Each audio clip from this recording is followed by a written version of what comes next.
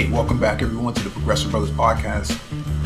This is episode 63. Please hit the like button as you come in, share the video if possible, and hit that notification bell so you get all the updates from the Progressive Brothers Podcast.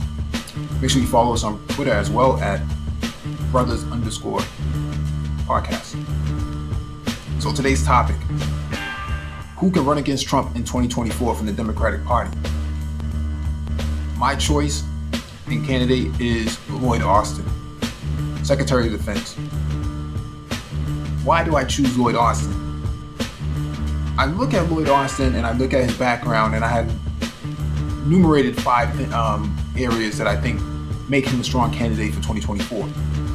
Number 1, Democratic Party backing. Joe Biden says he has a very strong relationship with Lloyd Austin. And he has also Obama's blessing as well, because he's worked with Obama in the second term of the administration under Obama and Biden. And so Biden worked with him on the ground in getting out of Iraq and going into Syria. So he has a pretty good relationship with Lloyd Austin in that area. Obama likes him coming into the first term. He's been watching him and dealing with him since 2009, 2010, 2011.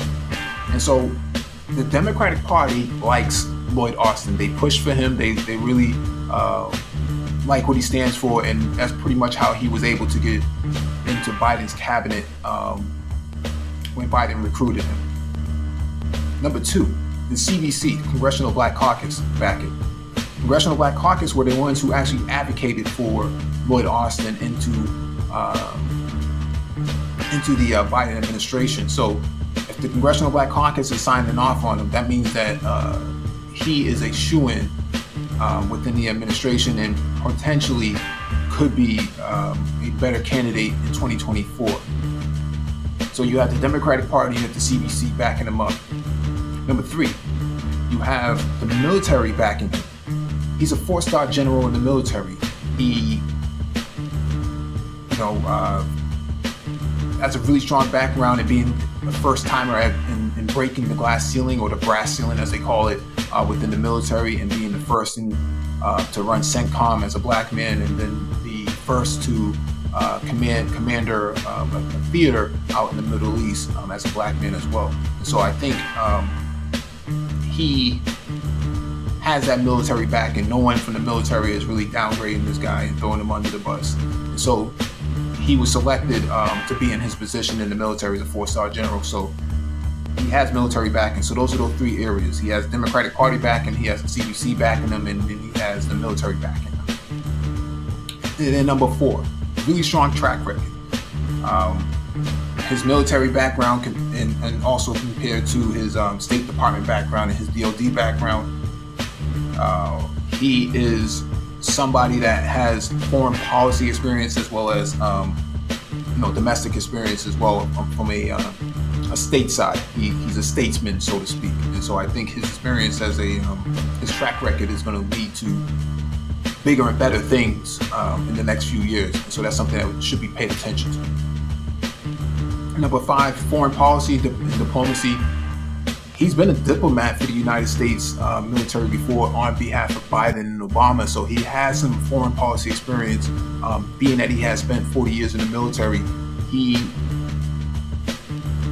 retired in 2016, so it's relatively fresh experience that he has in his mind, and he's been involved in shaking hands with different sort of dignitaries on the ground in the Middle East and abroad. And he speaks about China freshly, as if he had just got off dealing with Xi Jinping in the Chinese Communist Party. And so I think that with that sort of background and those 5 things that I've identified, I think that he is somebody that's going to be a rising star within the Democratic Party if we're looking for a candidate to deal with Trump. Even if Trump doesn't run, the right doesn't have anybody that they can throw at Lloyd Austin. His physical stature, sucks all the air out of the room. No matter how many right-wing people in the room, he sucks the air right out of it.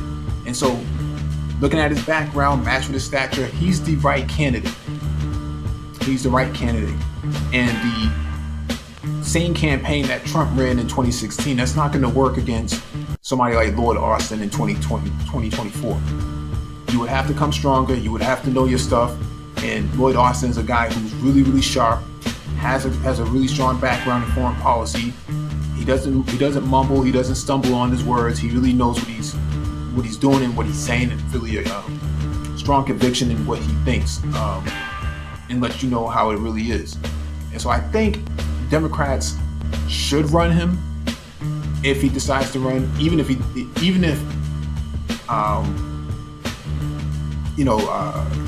things don't work out well with the pandemic.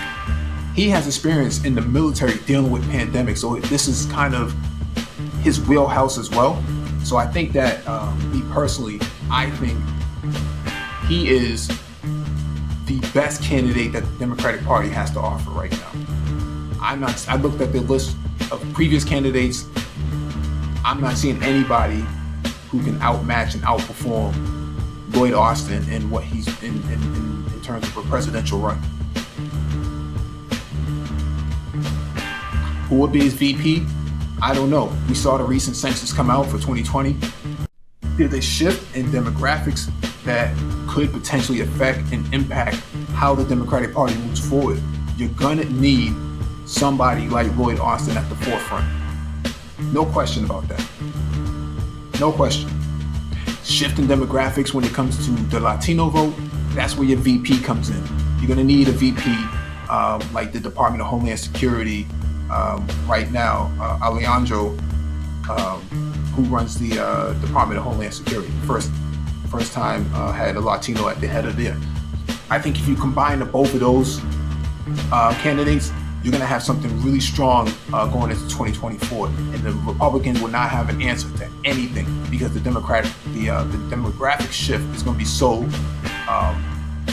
dramatic that they'll be caught with their pants down again because they really don't have anybody that they can run against Trump. So if Trump's going to be that candidate in 2024, the Democrats have to really solidify that position. I don't think Joe Biden's going to run again. That's just me personally. I don't think he's going to run again.